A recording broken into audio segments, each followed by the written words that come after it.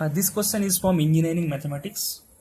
So they have given a series and they want to know what is the summation of that series, and they have given this x is the value of x is less than 1, that is mod of x is less than 1.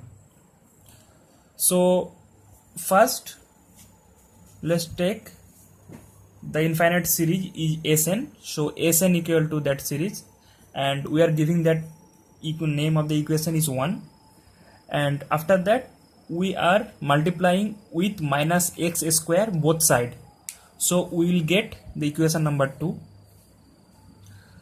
And if we subtract from 1 to 1 from subtract 2 from 1, we will get 1 minus x square Sn 3 plus this, and after that we take 3 as common and this, and we know that if the value of x is less than 1, then this is the value of this series 1 plus x square plus x to the power 4.